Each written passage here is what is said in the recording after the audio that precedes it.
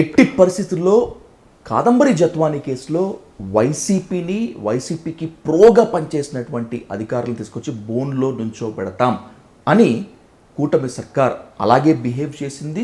ఇప్పటికీ కూడా పంతంగా ఉంది. అఫ్కోర్స్ మధ్యలో కాస్త డీవియేషన్ వచ్చి ఉండొచ్చు. According to your intelligence, me seniority, Kadambari Jethwani కేసులో ఎవరు దోషిగా నిలబడతారు? రెండు ప్రభుత్వాలు దోషిగా నిలబడతాయి. రెండు నిలబడతాయి. ఎలా? మొదలుపెట్టింది జగన్మోహన్ రెడ్డి గారు, పూర్తి చేసింది వీళ్ళు.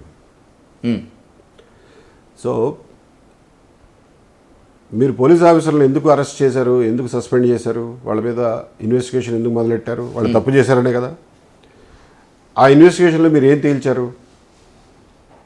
కాదంబరి జత్వానీ మీద జగన్మోహన్ రెడ్డి గారి టైంలో పెట్టిన కేసు తప్పుడు కేసు అని, అందులో పెట్టిన పత్రాలు సాక్ష్యాలు అన్నీ తప్పుడు సాక్ష్యాలని మీరు మీ ఇన్వెస్టిగేషన్లో ప్రూవ్ చేశారు కదా.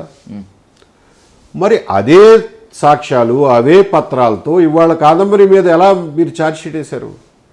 ఆమెకు అగేన్స్ట్ ఛార్జ్షీట్ ఎలా వేశారు? మరి ఆ పత్రాలు నిజమైనయా తప్పుడివా? ఆ పత్రాలు నిజమైనవి అయితే మీరు ఆ పోలీస్ ఆఫీసర్లని హరాస్ చేయడం తప్పు కదా. ఒకవేళ అవి తప్పుడివి అయితే కాదంబరి మీద పెట్టిన ఛార్జ్షీట్ తప్పుడుది కదా. ఎందుకు చేస్తున్నారు ఇది? You are contradicting yourself. ఎవరు సమాధానం చెప్పట్లా ఇప్పటి వరకు అఫీషియల్గా కానీ అన్అఫీషియల్గా కానీ ఎవ్వరూ మాట్లాడలా. రెండిటికి అనుసంధానమైన అంబికా దర్బార్ వద్ద ఏంటంటే జిందాల్. That's all. ఇంకే కారణం లేదు. అంటే ఈ కేసు డిసైడ్ చేయబోయేది అటు కూటమి కాదు, ఇటు వైసీపీ కాదు, కీలకంగా ఉన్న సాక్ష్యాలు కాదు, ఓన్లీ సజ్జన్ జిందాల్ అనే. That's all. అంతేనా? అంతే, క్లియర్. ఓవరాల్గా బలిపశువు కాబోయేది ఎవరు సార్ ఇక్కడ? కాదంబరి జత్వానీనా? కాదంబరి జత్వానీయే బలిపశువు. ఎందుకంటే పోలీస్ ఆఫీసర్లు చేసింది చాలా ఎగ్రిజియస్ మిస్టేక్.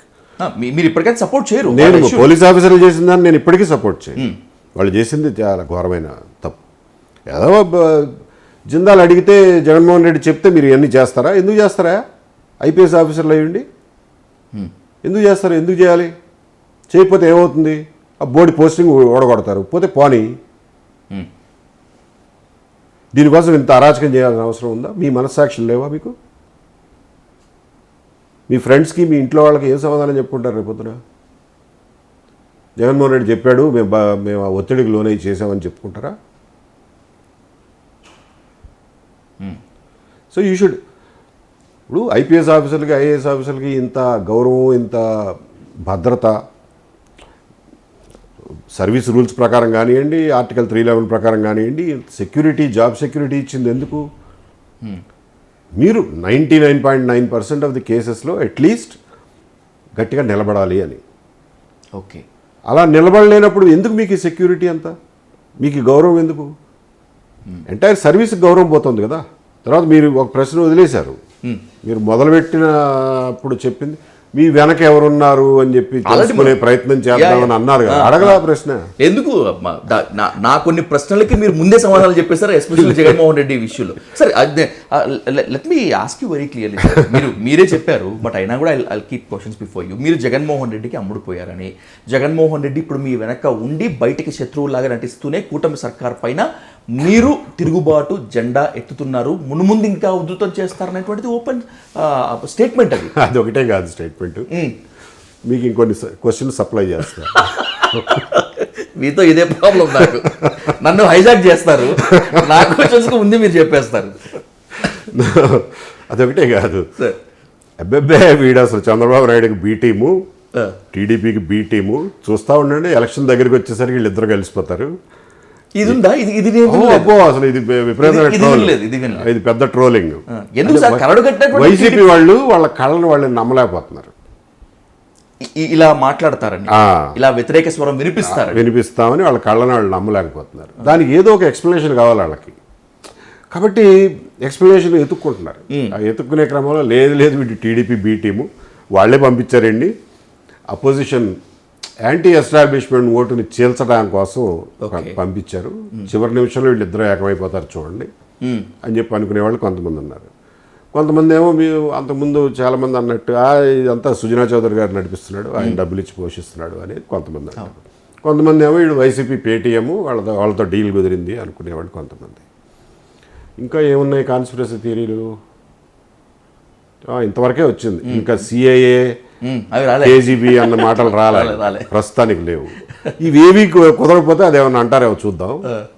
బట్ ఎనీవే, వాస్తవానికి ఇవేవి నిజాలు కావు.